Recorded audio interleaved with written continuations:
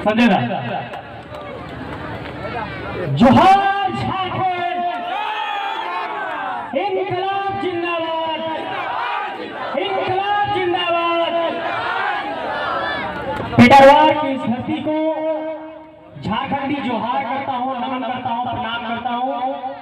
और इस इलाके के तमाम माताएं बहनें जो यहाँ पर पहुंची है, हमारे भाई बहन, ये तमाम लोग जितने लोग भी पहुंचे हैं, उन सबको मेरा प्रणाम है, मेरा जोहार है। जयराम भाई ने बहुत लंबे समय तक अपनी बातों को रखा, मैं बहुत ध्यान से सुन रहा था। और इस आंदोलन के प्रारंभ से ही, जब से ये आंदोलन की शुरुआत हुई है, इससे मैं जुड़ा रहा हूँ। एक बात मैं ये कहना चाहता हूँ कि अगर पेटरवार के लोगों की ये जमीन यहाँ पर जा रही है, अगर हाईवे का चौड़ीकरण हो रहा है और जिस आर्टिकल, जिस कॉन्स्टिट्यूशन के जिस आर्टिकल अनुच्छेद का जो जिक्र किया जयराम भाई ने, मैं ये मानता हूं कि अगर जमीन हमारी है तो फैसला हमारा होगा, जमीन हमारी है तो दर हमारा होगा, जमीन हमारी है तो निर्णय हम लेंगे। ये अब नहीं चलेगा कि जमीन हमारी है और रेट कोई और तय करेगा। एक बात इस पर समझिए, मैं इस पर कुछ नीतिगत बात आपको समझाने की कोशिश कर रहा हूँ। इसको समझिएगा कि किस तरीके से इस पर एक तरीके से आप लोगों को शिकंजे में कसने की कोशिश की जाती है। जब कोई हाईवे बनना होता है तो national highway authority of India, जिसको राष्ट्रीय राजमार्ग प्राधिकरण कहते हैं, वो यहाँ से रिपोर्ट भेजती है। उसकी यूनिट स्टेट में है, यहाँ पर राज्य में उसकी इकाई रहती है। वो उसका प्रपोजल भेजती है कि हम यहाँ से हाईवे बनाना चाहते हैं, यहाँ पर जमीन चाहिए। वहाँ के लोकल सीओ से वो रिपोर्ट ली जाती है, उसके बाद वो दिल्ली जाता है, उसके बाद अधिग्रहण का प्रस्ताव आता है, उसके बाद स्टेट गवर्नमेंट के पास पहुँचता है, मुख्य सचिव के पास पहुँचता है, उसके बाद फिर वो जिला के डीसी के पास पहुँचता है।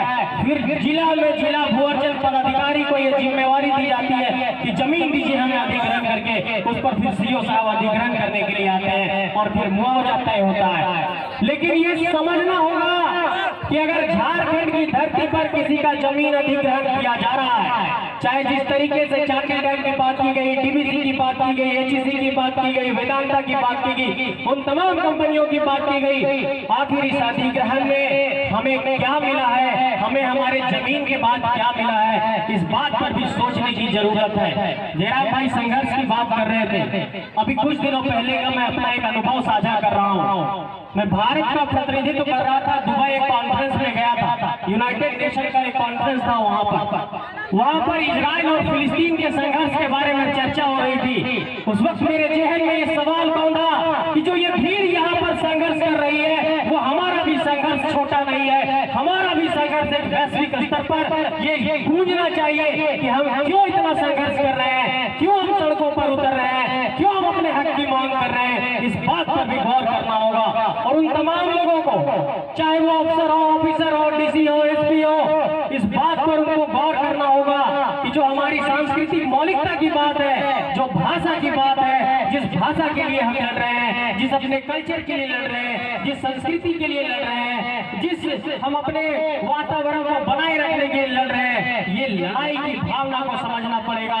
और पिछले एक बरस से झारखंड के तमाम इलाकों में आंदोलन चल रहा है। इस आंदोलन पर अब सरकार को भी गंभीरता बरतने की जरूरत है। लेकिन एक बात मैं ये कहना चाहूंगा कि हर जो आंदोलन होता है वो काल और परिस्थितियों के अनुसार होता है। झारखंड की काल और परिस्थिति ये है कि 2 दशकों के इस दौर में झारखंड के भीतर, चाहे वो रघुनाथ महतो हो, चाहे विनोद बिहारी महतो हो, चाहे बिरसा मुंडा हो, चाहे जयपाल सिंह मुंडा हो, चाहे तिलंगा खड़िया हो, चाहे वो तमाम क्रांतिकारी हो, उनके इतिहास का अनुसरण करते हुए हमें आगे बढ़ना होगा। और ये भी गौर करना होगा कि आखिर ऐसा कैसे हो गया कि जब सिद्धू कानू ने पहली बार स्वतंत्रता संग्राम की लड़ाई लड़ी, जब संथाल विद्रोह हुआ, तो ये कहां से आ गया कि 1857 की क्रांति पहली क्रांति थी। इसका मतलब इतिहास के पन्ने में भी हमारे इतिहास को झुटलाया गया है। इन सारे सवालों पर भी आपको गौर करना होगा और इन सारे सवालों को भी समझना होगा। इस बात पर भी गौर करना होगा कि रघुनाथ महतो कौन थे। इस बात पर भी गौर करना होगा कि जिसने पढ़ो और लड़ो का नारा दिया, जिस विनोद बाबू ने पढ़ो और लड़ो का नारा दिया, आज अगर उनकी ही पार्टी, उनके द्वारा बनाई गई पार्टी की सरकार है, तो वो सरकार हमारा कितना सोच रही है, इस पहलू पर भी आपको विचार करना होगा, इस पहलू पर भी आपको सोचना होगा। मेरे साथियों, झारखंड को अगर समझना है तो झारखंड की अगर भाईचारगी को समझना है और झारखंड के आक्रोश को समझना है तो इसको मैं एक छोटे से उदाहरण से समझाना चाहता हूँ। जब अखड़ा में हम लोग नाचते हैं तो हाथ से हाथ जोड़ करके ऐसे नाचते हैं। ये संदेश देता है कि हम मिलजुल करके रहने वाले लोग हैं, प्यार मोहब्बत से रहने वाले लोग हैं और हम भाईचारे को पसंद करते हैं, प्रेम और सद्भाव को पसंद करते हैं। लेकिन जब हमें ललकारा जाएगा, जब हमें गुस्सा दिलाया जाएगा, जब बार बार हमारे अधिकारों का हनन किया जाएगा तो इसी माटी से भगत सिंह भी पैदा होगा और इसी माटी से बिरसा मुंडा पैदा होगा, इसी माटी से नया विनोद बिहारी महतो पैदा होगा, इसी माटी से नया रघुनाथ महतो पैदा होगा और इस माटी से जब जयराम महतो जैसा भाई पैदा हो सकता है तो ऐसे कई और भाई पैदा होंगे। इसलिए सरकार को, सियासत को, राजनीतिक संस्था को, नौकरशाही को इस बात का अब अंदेशा हो गया है कि झारखंड के नौजवान जाग गए हैं, वो पढ़ने लिखने लग गए हैं। अरे हम महतो लोग हैं, मुंडा लोग हैं, आदिवासी लोग हैं, गरीब गुरबे लोग हैं, तो ये समझने की कोशिश नहीं करिए कि हमें संविधान नहीं आता है और हम संविधान नहीं जानते हैं, हम मौलिक अधिकार नहीं जानते हैं, हम कॉन्स्टिट्यूशन को नहीं पढ़े हैं। और ये जो हीन भावना लोगों ने रखी है कि अरे ये झारखंडी लोग हैं, चंद पैसे में बिक जाएंगे, उन्हें कुछ मुआवजा दे करके हटा देंगे, ये आपने सदियों सदियों तक किया है, लेकिन अब ये नहीं चलेगा। इसलिए मेरी माताएं मैंने एक बार जोर से बोलिए आप लोग, इनकलाब जिंदाबाद, इनकलाब जिंदाबाद। क्या आप लोग लड़ने के लिए तैयार हैं झारखंडी माटी के लिए? लेकिन एक बात और कहना चाहूंगा कि कई बार हमारे भाई को मैंने सुना कि वो मार्टिन लूथर का जिक्र करते हैं, नेल्सन मंडेला का जिक्र करते हैं, गांधी का जिक्र करते हैं, भगत सिंह का जिक्र करते हैं। इन विचारों को आप लोग पढ़िएगा भी और जीवन में कब कितना भगत सिंह बनना है, कब कितना गांधी बनना है, कब कितना नेल्सन मंडेला बनना है, कब कितना मार्टिन लूथर बनना है, इस बात का भी आकलन करिएगा। हम लोग हमेशा गुस्से में रहेंगे, हमेशा आक्रोश में रहेंगे तो हो सकता है उसका कोई फायदा उठा ले।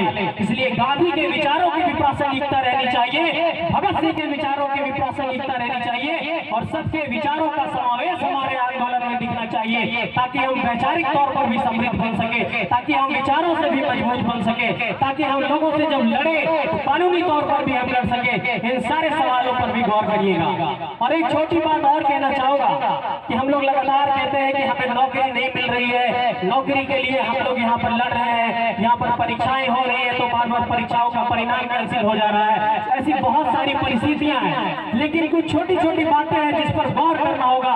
और खासकर अपनी बहनों से मैं कहना चाहूंगा, जो मेरी बहन यहाँ पर है, मान लिया जाए उनकी शादी हो जाएगी कुछ साल बाद, आमतौर पर ऐसा होता है कि हम शादी होने के बाद अगर हमारा नाम है रीना कुमारी तो हम लोग करते हैं ससुराल में जाकर के रीना देवी कर देते हैं। ऐसी गलती कभी नहीं करनी है। इन सारे गलतियों का शासन प्रशासन के लोग लाभ उठाते हैं। फिर तुम्हारा तो नाम वहाँ पर रीना कुमारी था, यहाँ रीना देवी कैसे हो गया? तुमको ये एप्लीकेशन रिजेक्ट करते हैं, तुम्हें यहाँ नौकरी नहीं मिलेगी। इन छोटी छोटी बातों पर भी ध्यान देना है और इस बात का हमेशा ख्याल रखिएगा कि जब भी कोई गाँव से जब बाहर जाते हैं तो पति का नाम हम लोग जोड़ने लगते हैं, लेकिन हमेशा से सर्टिफिकेट में भी इस बात का ध्यान दीजिएगा कि उस पर पिता का नाम होना चाहिए, पति का नाम नहीं जोड़ना है। ये छोटी छोटी बातों को भी समझना पड़ेगा, क्योंकि आप जब फॉर्म भरेंगे नौकरी के लिए जाएंगे तो जो पहली क्राइटेरिया है फॉर्म भरने की वहीं पर आपको रिजेक्ट कर दिया जाएगा।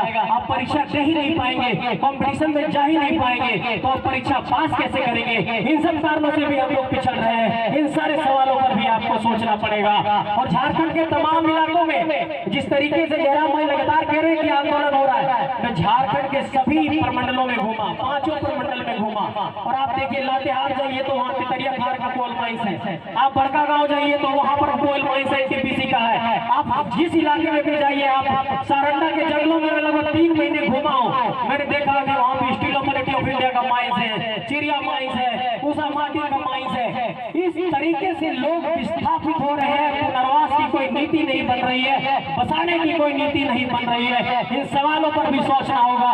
सारंडा के जंगलों में जब गया तो मुझे रोना आ गया। वहाँ हर एक बच्चा एक रिपोर्ट कहती है कि लगभग 95% बच्चे वहाँ पर कुपोषित हैं। ये बच्चे कौन हैं? हमारे आपके घर के लोग हैं। उनको खाने को 2 जोड़ की रोटी नहीं मिल रही है और यहाँ पर अरबों खरबों का खेल हो रहा है। ये अब बर्दाश्त नहीं किया जाएगा।